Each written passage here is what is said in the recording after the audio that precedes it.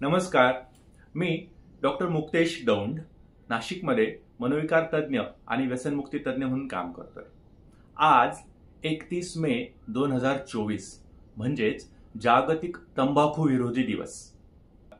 तर जाणून घ्या, दर 6 सेकंदाला तंबाखूमुळे किंवा तंबाखूशी संबंधित असलेल्या गोष्टींमुळे जगामध्ये एका व्यक्तीचा मृत्यू होतोय. अगदी हे वाक्य बोलताना सुद्धा एका जणाचा मृत्यू झाला असेल. किती गंभीराची गोष्ट आहे ना. WHO जी आपली जागतिक आरोग्य संघटना आहे, त्यांनी असे जाहीर केले आहे की तंबाखू हा सगळ्यात महत्वाचा प्रिव्हेंटेबल कॉज ऑफ डेथ, म्हणजे जे कारण किंवा मृत्यूचं जे कारण आपण टाळू शकतो त्याच्यामध्ये तंबाखूला 1 नंबरचं स्थान दिलेलं आहे. दर 6 सेकंदाला एक मृत्यू, जगामध्ये टाळता येणाऱ्या मृत्यूच्या कारणांमध्ये 1 नंबर. इतक्या महत्वाच्या अशा या तंबाखूच्या व्यसनाविषयी किंवा त्याच्याविषयी आज आपण माहिती घेणार आहोत. तर तुम्ही म्हणाल, खरंच तंबाखू विरोधी जनजागृतीची गरज आहे का? मी म्हणाल आहे. अगदी आमचं रोजचंच उदाहरण घ्या ना. जेव्हा आम्ही रुग्णांना माहिती विचारत असतो तेव्हा आम्ही अगदी विचारतो सहज, तुम्ही काही व्यसनं करतात का? रुग्ण म्हणतात, नाही, अजिबात नाही. तंबाखू खाता की? हो, खातो की. कळतंय काय म्हणायचंय? लोकांना तंबाखू खाणं हे व्यसन आहे याचीच जाणीव नाहीये. ओके. तंबाखू म्हणजे काय? आम्ही च्युएबल आणि स्मोकेबल. च्युएबल म्हणजे खाल्ली जाणारी, मग गुटखा, तंबाखू, खैनी, पानात टाकली जाणारी, तपकीर ओढली जाणारी, वेगवेगळे प्रकार. अकूट, मिसरी ज्या जुन्या काळामध्ये वापरल्या जायच्या, हे सगळे च्युएबल मध्ये. आणि स्मोकेबल म्हणजे काय? बिडी, सिगारेट, सिगार, पाईप्स किंवा तत्सम प्रकार. तर हे च्युएबल आणि स्मोकेबल अशा वेगवेगळ्या प्रकारांमध्ये तंबाखू वापरली जाते. तुम्ही म्हणाल, तंबाखू तर काय, तंबाखूचं झाड असतं, मग तंबाखूचंच व्यसन का लागतं? आणि व्यसन का लागतं? तर तंबाखूमध्ये निकोटीन नावाचं एक केमिकल असतं. तर हे निकोटीन काय करतं? जेव्हा व्यक्ती ती तंबाखू खाते किंवा ते स्मोक किंवा त्याचा धूर फुफ्फुसांमध्ये घेते, तर हे निकोटीन रक्तामध्ये शोषलं जातं. तिथून ते आपल्या मेंदूमध्ये जातं आणि मेंदूमध्ये जे की हजारो वेगवेगळे केमिकल्स आहेत, त्यातलं डोपामिन नावाचं एक केमिकल आहे. तर या डोपामिनची पातळी ते वाढवतं.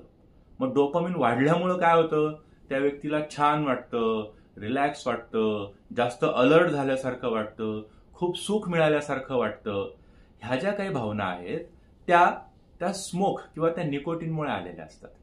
मग कालांतराने काय होतं ना, ती इतकी तंबाखू खाल्ली जाते किंवा इतक्या वेळा ते धूर आतमध्ये घेतला जातो की मेंदूला नैसर्गिकदृष्ट्या हे डोपामिन तयारच करता येत नाही किंवा त्याची पातळीच वाढवता येत नाही. मग यामुळे त्या लोकांना कायम ते व्यसन करत राहावं असं वाटतं. यालाच व्यसनाचा आजार म्हणतात. बरं, ते केलं तर ठीक आहे, त्यांनी नाही केलं तरी त्यांची चिडचिड होते, त्रागा होतो, सुचत नाही, काय करावं काय नाही, अस्वस्थ होतात. तर याला आम्ही विड्रॉवल सिम्पटम्स म्हणतो. तर तंबाखूचं व्यसन का लागतं? तर त्याच्यामध्ये निकोटीन नावाचे केमिकल असतं. ते काय करतं? मेंदूमध्ये जाऊन डोपामिनची पातळी वाढवतं आणि ह्याची शरीराला व्यसन लागते. तर तुम्ही म्हणाल, ठीक आहे ना, एवढे सगळे लोक तर तंबाखू खातात ना, पण तंबाखूमुळे खरंच काही नुकसान होतं का? तर मी म्हणेन, हो, नक्कीच. खूप सगळ्या फुफ्फुसाच्या कॅन्सर्समध्ये तंबाखू हे खूप महत्वाचे कारण आहे. फुफ्फुसाचे जे वेगवेगळे आजार आहेत, जसं दमा, एम्फाइजमा, यांना आम्ही ना COPD म्हणजे फुफ्फुसामध्ये कायमचा दाह झाल्यामुळं हे गोष्टी आजारामध्ये रूपांतरित होत असतात. त्याच्यानंतर स्ट्रोक किंवा आपल्या साध्या भाषेमध्ये त्याला लकवा किंवा पॅरालिसिस असं म्हटलं जातं, म्हणजे मेंदूंचा आजार.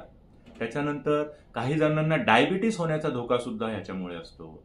पेरिफेरल व्हॅस्क्युलर डिसीजेस म्हणजे आपल्या ज्या हातापायांच्या ज्या रक्तवाहिन्या असतात त्यांचे आजार होण्याच्या संभावना असतात.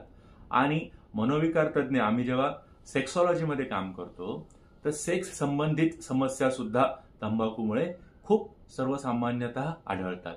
पण लोकांना याविषयी जाणीवच नसते.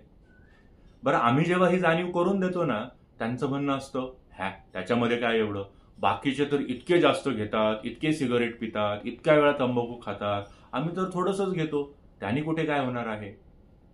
तर यातल्या बऱ्याच गोष्टी आम्ही ना इडिओसिन्क्रॅटिक किंवा त्याचा आणि डोसचा म्हणजे किती प्रमाणात घेतली जाते याचा खरंच संबंध नसतो. त्या व्यक्तीचं जेनेटिक्स, जनुकीय जडणघडण, त्याच्या शरीराची जडणघडण, त्याचा लहानपणापासून ज्या काही वेगळ्या वेगळ्या आजारांचा सामना करावा लागलाय, ह्या सगळ्या गोष्टींचा त्या व्यक्तीला होणाऱ्या वेगवेगळ्या आजारांमध्ये वाटा असतो. हाताने जर तुम्ही स्मोकिंग किंवा तंबाखू खाणार असाल तर त्यामुळे तुम्हाला हे आजार होण्याची शक्यता कित्येक पटीने वाढते. त्यामुळे मी थोडीच खातो किंवा बंद केल्याने काय होणार आहे असे पोकळ दावे करण्यापेक्षा खरंच तंबाखू ही वाईट आहे हे मान्य करूया आणि तिच्या सोडण्यासाठी प्रयत्न करूया. मग तंबाखू सोडल्याने काय फायदा होणार आहेत? अगदी फायदे ना 15 मिनिटांपासून सुरू होतात. हृदयाची ठोक्यांची गती व्यवस्थित होते, बीपी व्यवस्थित केला जातो, शरीरातल्या वेगळ्या वेगळ्या चयापचय गोष्टींमध्ये त्याची मदत होते. आणि मग जे मी गंभीर आजार सांगितले, हृदयाचा आजार, मेंदूचा आजार, डायबिटीसचा आजार, रक्तवाहिन्यांचा आजार किंवा लैंगिक आजार, हे किती बरे होतील हे त्या आजारांच्या तीव्रतेनुसार ठरतं, पण ते कमी होण्याची शक्यता कित्येक पटीने वाढत जाते जेव्हा तंबाखू खाणं तुम्ही बंद करता. तर तंबाखू खाणं हे खरंच बंद करायला हवं. यातनं आपलं आयुष्य बदलायला मदत होणार आहे. मग बऱ्याच जणांचा असाही युक्तिवाद असतो, सर आता मी 20 वर्ष खातोय, आता माझं ऑलरेडी 50 वय झालंय, आता कुठे मी बंद करू, असंही संपलं की आयुष्य आपलं. तर हा सुद्धा खरंच पोकळ युक्तिवाद आहे. तंबाखूमुळे जे काही गंभीर आजारांची नावं मी घेतले ते होण्याची शक्यता कित्येक पटीने वाढते. आणि जर तुम्ही तंबाखू घेणं तुमच्या वयाच्या कुठल्याही टप्प्यावरती कमी केलात तरी सुद्धा हे आजार होण्याची शक्यता कमी होणार आहे, हे प्लीज इथे लक्षात घ्या. नंतर सर्वात महत्वाचा एक विषय असतो की काही लोक येतात, आम्ही तंबाखू सोडलीये बरं का, पण तंबाखू सोडल्यापासून ना आमचं वजन वाढायला लागलंय. हो, शास्त्रीय दृष्ट्या ना एक 6 महिन्यांमध्ये 2 ते 3 किलो वजन ज्यांनी तंबाखू सोडली आहे, तंबाखू म्हणजे स्मोकिंग म्हणजे त्याच्यामध्ये च्युएबल पण आलं, स्मोकेबल पण आलं, तर एक 6 महिन्यांमध्ये 2 ते 3 किलो वजन वाढू शकतं. पण लाईफस्टाईल मॉडिफिकेशन्स, आपल्या जीवनशैलीत जर बदल केलात तर तुम्ही हे व्यवस्थित हाताळू शकता. याला अनुषंगानेच मी आणखी एक महत्वाचा मुद्दा सांगणार आहे. आपल्या ज्या तरुण मुली आहेत, मॉडेलिंग इंडस्ट्री, फॅशन इंडस्ट्री, ह्याच्यामध्ये जे सौंदर्याचे जे मानांकन ठरले आहेत, अगदी कमी वजन, अगदी काटेकोर बांधा, याच्यामुळे पण ना त्या इंडस्ट्रीमध्ये स्मोकिंग हे खूप कॉमन आहे. कारण तिथं असं प्रमोट केलं जातं की स्मोकिंग केल्यामुळे ॲपेटाईट सप्रेशन किंवा भूक ही दाबली जाते. तर मी म्हणेल हे थोडंफार सुरुवातीला शक्य असतं, पण ज्यावेळेस स्मोकिंगचं व्यसन प्रमाणाबाहेर जातं, हाताबाहेर जातं, तर ते त्या वजन कमी करण्याच्या फंदामध्ये पडून आपल्या आरोग्याचं, आपल्या आयुष्याचं किती नुकसान करून घ्यायचं हे ज्या त्या मुलींनी स्वतः ठरवणं गरजेचं आहे. तर आपण आज जागतिक तंबाखू विरोधी दिनानिमित्त तंबाखूविषयी वेगवेगळ्या दृष्टिकोनातून माहिती करून घेतली. जागतिक आरोग्य संघटना जी 1987 सालापासून हा जागतिक तंबाखू विरोधी दिन साजरा करते, ती दरवर्षी काही मार्गदर्शक तत्व रिलीज करते. तर ह्या वर्षीची थीम काय आहे? तर त्यांचं असं आहे, protecting children from tobacco industry interference. यात काय लक्षात घ्यायचं आहे? तंबाखू इंडस्ट्री ही अशी आहे, यामध्ये जे मी सांगितलं सुरुवातीलाच की दर 6 सेकंदाला एका जणाचा मृत्यू होतोय. तर यांचे जे कस्टमर्स आहेत हे इतक्या मोठ्या प्रमाणात दरवर्षी मृत्यू पावत असतात. तर यांना नवीन कस्टमर्स पाहिजेत जे आयुष्यभर तंबाखूचं सेवन करणार आहेत.